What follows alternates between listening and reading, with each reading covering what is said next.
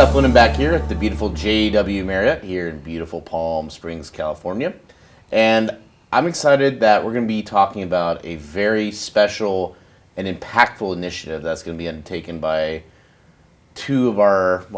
being contributed by two of our most impactful SMACNA members and two people I consider very good friends.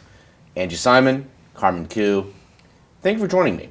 Thank you, Thanks for having us. Yes. And we're here talking about the RISE Committee. And for folks that haven't heard about it, tell us about the RISE Committee. Well, the RISE Committee was formed out of our Be For All initiative, and we have a SMART RISE Committee and a SMACNA RISE Committee. And RISE stands for representation, Inspiration, support, and empower. There you go. And why is that so important? This industry needs to have more inclusiveness. We need to represent more people within our industry. And so our RISE Committee is formed of contractors that aren't necessarily the common denominator across the industry.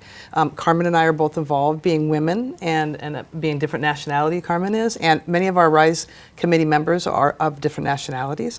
And it's important that they can share the story of how it is to come from and look a little different from the other people that are in the industry, and how they survive, they managed that, and they actually succeeded and thrived in it. And SMART's committee is the same way, and so that committee is really a good thing. We are working together as SMART and SMACNA to do things like, for example, we did a webinar recently where we had contractors and SMART members talk about what it would be what they need to do to take the next step to be a leader. So if a person's an apprentice or a journey person and they would like to become a foreperson, what a contractor's looking for that. How we can help them get to the next level in leadership. Yeah, those are very specific things that they wanted us to focus on moving forward. A lot of the people starting out in our industry wanted to know what leadership qualities they needed to have in order to move up in their companies. And so these are some of the things that we identified, and we had Matt Kramer and Joe Samia and we had Jen Lohr. And Jen Lohr speak about in our webinar, and it was very successful. And we've also done some, as you know, because we worked with you on these, we've done some contractor spotlights of the people on our RISE Committee, and they've gotten to tell their stories of how they came into the industry, how they came into the United States if they're not from here. And it's very interesting stories to share that to other people, that just because you don't look like everybody else doesn't mean you can't be successful in our industry. And this is in our hopes that this will reach other people and touch other people in a certain way and feel a connection to people that might not look like everybody else. And I think that fact is just such a realistic representation of what our workforce is going to be looking like soon, because it's not just one group. It's the neat thing about our industry is, in my opinion, it can be very accessible to anybody, and it's time for us to really highlight a lot of the stories. And I love stories about how folks from different countries, different places, different backgrounds, different nationalities grew into leadership role in this industry. I mean, how have you guys applied your own experience and your own leadership journey towards your interaction with RISE?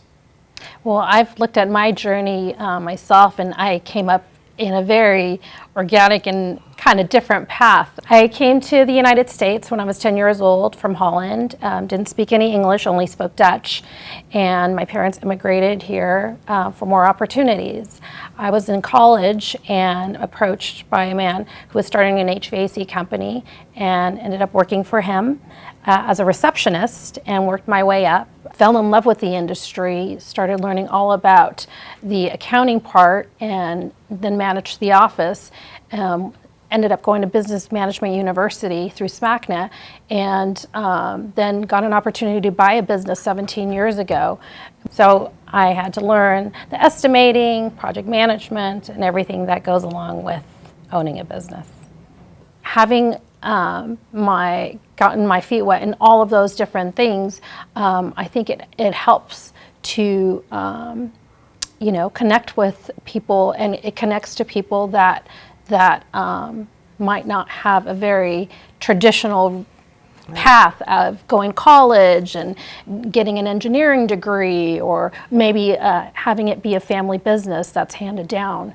It's a very different way of getting to where you're at. Yeah. And I was a mechanical engineer out of college and ended up starting at a company. And, I think somebody asked me how I became, after 35 years of that company, I ended up being their president and CEO for the last 14. And they asked me how that happened. How did I was so successful as a woman I was kind of a unicorn, I guess I'd call it, of a larger company. And I said, to be honest, I think it was because I never felt like I didn't belong at that company. It was a very inclusive company, and by having a great company who made me feel welcomed and made me feel like I was just, well, I guess kind of one of the guys, and so that really helped. And along the way, they encouraged me to be successful. And I didn't really realize that, didn't look at the fact that I didn't look like everybody else. So I just kind of put my head down and did what I did. But going forward, we now have a lot more support, and that's what we want to be. The RISE Committee is there to show everybody that we can support them, we can help them, we can represent each of us. I mean, it's really wonderful. We're going to be, the RISE Committee for SMART is also putting together, working with our RISE Committee, a cookbook. And they're asking for recipes from everybody from the different countries and the different cultures, and we're going to put a cookbook together to share. Yeah. And I think that's going to be, that tells stories when you tell a story about a meal that you made and you're from Nicaragua, let's say, and that's a meal you made there, and that was what you grew up with. So I think that's a good way to share. Absolutely. What are you offering for the cookbook? My offering will be zuurkool, which is a very traditional Dutch dish. It's sauerkraut and potatoes and a piece of meat. And everyone in Holland eats it, and it's a staple there. It's very hearty and delicious, my favorite meal. Well, I'm a fan of that, and if anything has cheese, I'm always good at cheese. So cheese is one of those universal things, crosses all borders. Yes. One of the biggest things I've taken away, and I've loved my interaction with RISE, and it seems all about developing leaders. Yeah. What are some of the core traits that we need to be looking for in leaders, and what do we need to do to bring those out? If they're not quite, because nobody's ever a finished product as a leader right out of the box. I mean, there's not, you don't find leader on the shelf. We just don't open it up. Like, what are the core traits you're looking for, and how do we kind of further develop a leader? We find out by listening to our peers and the people that have come before us and are already leaders in this industry. And I think what we've identified is communication being a huge part of this, empathy, which you don't hear a lot about in leadership, but it really takes an empathetic person to be a leader and listen to everyone around you and help. Listening is one of the key traits for a leader to learn how to do. I do this, and you said it a little bit there, Seth, but I tell them, get out of your comfort zone. I know you may not feel that you have the qualities to be a leader, but nobody's 100% good at what they're doing on everything. And so you just need to step out of your comfort zone, take that little bit of step off the cliff, and be willing to try. And that's where we want to encourage the next generation of leaders, because it's an awesome industry, and we just need to share that story about what a great industry it is. And we want it to be a culture of respect, a continuing support across the industry, and we want to encourage our industry to be more diverse and inclusive, so that we can grow new leaders. And I think I'm still learning every day. I mean, I think I could be a better leader every day, and I'm learning. So you're never going to be 100%. I mean, even the best leaders should be learning still every day. So, and SMACNA offers an awful lot of classes on leadership, and so does SMART and ITI. And actually, there's a whole program with ITI that does that. So I think we all know that is an important step, and the RISE Committee is focused on that as well.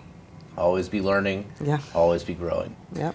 Angie and Carmen, this has been wonderful. I've been very excited to be working with RISE. I think it's one of the best things we've been doing, because the future is out there, and we need to be finding leaders, no matter, and they may come from a place you may not expect, but we're excited to bring them into the greater HVAC sheet metal industry family and the greater SMACNA family. And the work you two have been doing with both SMACNA and our cohorts at SMART on the joint RISE effort, exceptional. Thank you both for joining me, and thank you both for really, really helping spearhead this really important initiative. Well, thank you for sharing our story. Yes, Absolutely. Thank you. There's opportunities for everyone here. Yes. That's important. Reach out to us if they're interested in joining us. Please come on down. Yeah. All right, guys. Thank you so much. Thank you, Seth. Thank you.